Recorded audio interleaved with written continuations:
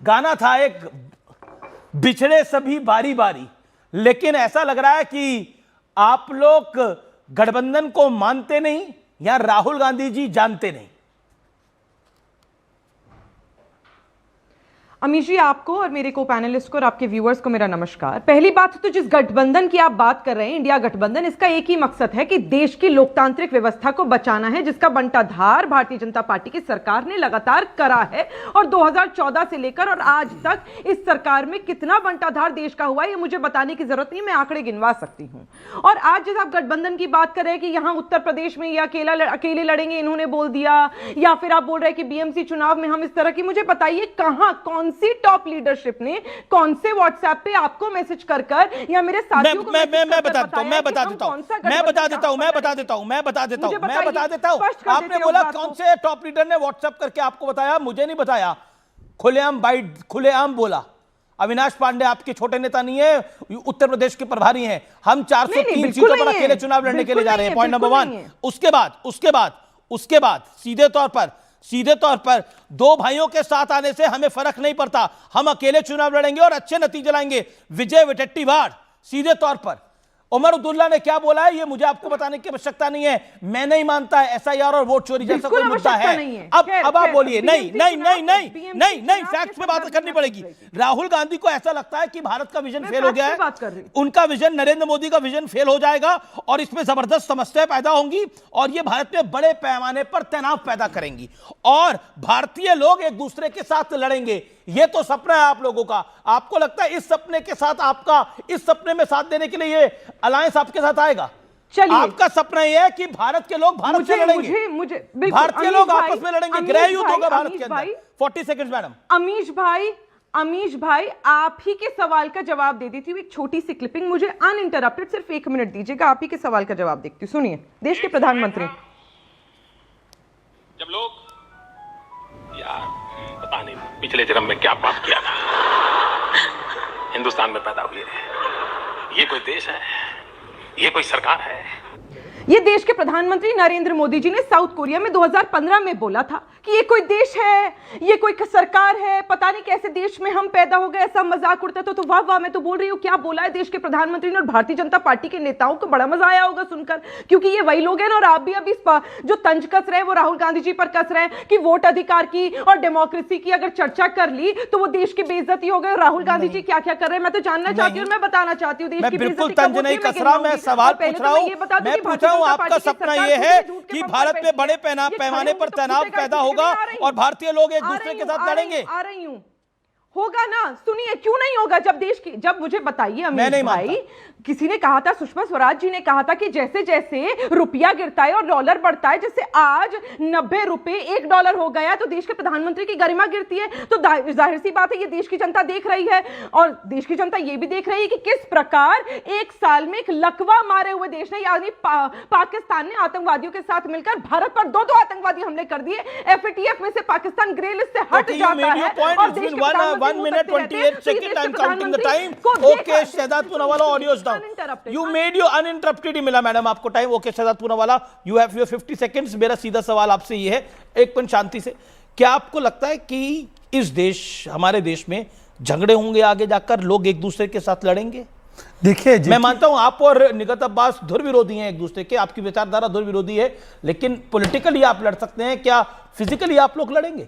जिनकी पैदाइश ही divide and rule की विचारधारा से हुई हो, मतलब को देश को मजहब के नाम पर बांट कर हुई हो, फिर देश में हिंदू मुस्लिम से लेकर जाति के झगड़े, प्रांतों के झगड़े लगाने का हो। मैं आपको उदाहरण के साथ बात करूंगा, इधर उधर की बात नहीं।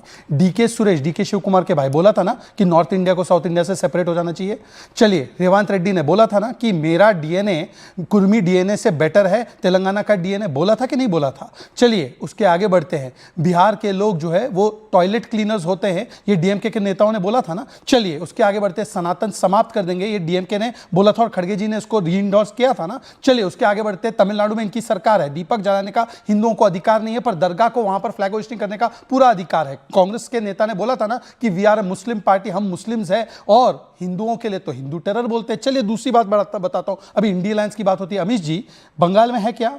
ओडिशा में है इंडिया अलायंस, नॉर्थ ईस्ट में है, दिल्ली में है, पंजाब में है, हरियाणा में है, गुजरात में है, राजस्थान में है, कहाँ पे है? केरल में है। केरल में कौन है असली इंडिया अलायंस, जरा बताना, ये कांग्रेस वाले या कम्युनिस्ट वाले? चलिए थर्ड पॉइंट पे आते हैं। अभी आज दो भाई इकट्ठे हुए और आनंद दुबे को आपने बुलाया और मैं आपका शुक्रगुजार हूं। मैं कविता लिख कर आया हूं। मैं बिल्कुल कविता आप आगे सुनाइएगा, लेकिन अभी निगत जी का जवाब आ जाता है। मुझे 10 सेकंड दे दो, फिर मुझे 10 सेकंड। 10 सेकंड, हाँ, क्योंकि अभी उन्होंने भी एक वीडियो सुना, सुनिए। कांग्रेस पक्षामध्ये एवढे हिजडे होते इतके एक आता चावायचं तरी कोणाला?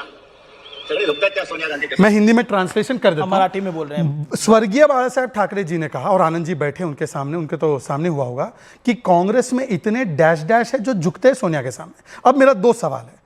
निगत जी, हो सकता है कि आपको जानकारी ना हो, अमीश जी सही बोल रहे थे कि बीएमसी में आपने ऐलान किया है सोलो जाने का, पर इंडिया अलायंस में आप लोग साथ में हैं।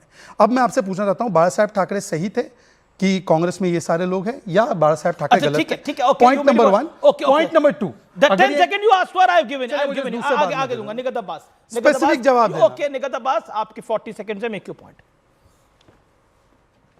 नहीं, आपका एक बहुत स्पष्ट सवाल था अमीश भाई कि क्या आगे लोग जाकर एक दूसरे को मारेंगे। मुझे बताइए, एक लोकतांत्रिक व्यवस्था में एक सिटिंग मुख्यमंत्री एक माइनॉरिटी महिला का भरी सभा में पत्रकारों के सामने एक डॉक्टर का हिजाब उतारने की हिमाकत कर देता है, और सरकार और शहजाद मेरे भाई मुंह तकते रहते हैं और सरकार चुप्पी साध कर बैठी रहती है। तो ये क्या आप दंगे भड़काने का काम नहीं कर रहे हैं? क्योंकि आप महिलाओं पर अत्याचार और प्रहार कर रहे हैं। कुलदीप सेंगर को 6 साल में छोड़ दिया जाता है, यही वही पार्टी है। एक रेपिस्ट को, एक मर्डरर को टिकट देते हैं। तो मुझे बताइए, जब गुंडों को सपोर्ट करिएगा तो क्या देश में वो व्यवस्था नहीं हो जाएगी कि हां, लोग एक दूसरे को मारने के लिए आ जाएंगे? क्योंकि यहां पे सरकार तो बचाने का काम कर नहीं रही है। मुझे बताइए, जब चीन अरुणाचल प्रदेश के बॉर्डर पर जबरन एक सबसे बड़ा डैम बनाता है और सरकार मुंह तकती है, और वो डैम बनाता है कि अरुणाचल यानी हमारे देश में कभी भी सूखा लग सकता है, कभी भी बाढ़ ला सकता है, तो चाइना को वो आप टाइम दे देते हैं, वो आप रिस्पॉन्सिबिलिटी दे देते हैं। तो मुझे बताइए, फिर देश में मारकाट की व्यवस्था ये नहीं शुरू कर रहे हैं? और मुझे बताइए कि जब आप लोग, मैं आप ही की सरकार से पूछ रही हूं, मैं आप ही की, मेरे को तो बता दे शहजाद भाई कि आज 2014 से लेकर 2024 Okay, 1 minute done. 1 minute done. Okay, 1 minute done. 50 seconds to you. मुझे भी 1 मिनट दीजिए ना। Okay, you. मैंने क्या गुनाह किया? नहीं देखिए, चलिए मैं बोल देता हूं। अच्छा ठीक है, 5 सेकंड और ले लीजिए, 5 सेकंड ले लीजिए। आप जो देंगे मैं स्वीकार लूंगा, पर शर्त है कि मैंने जैसे सुना वैसे सुना। थैंक यू अमीश जी। अभी मैंने, अरे भाई उन्होंने इतना लंबा बोला है भाई, ऐसे थोड़ी चलता है। बोला ना मैंने आपको, जो टाइम अलॉट करा उससे ज्यादा ही आपको 5 सेकंड बोला, मैं आगे आपको मौका देता हूं ना।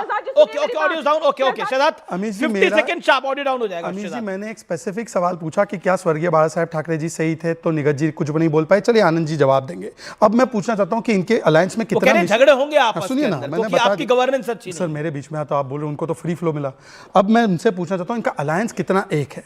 ये है संजय राउत का बयान कि मुसलमानों का वोटिंग अधिकार ले लिया जाना चाहिए। अभी लोकतंत्र और संविधान की बात हुई, इससे तो झगड़े ही होंगे ना। क्या निगत अब्बास इस बयान से एग्री करती है? चलिए दूसरा बयान, कांग्रेस ने कहा है कि हिंदुत्व बोको हराम और आईसिस है। क्या आनंद दुबे इससे एग्री करते हैं क्या?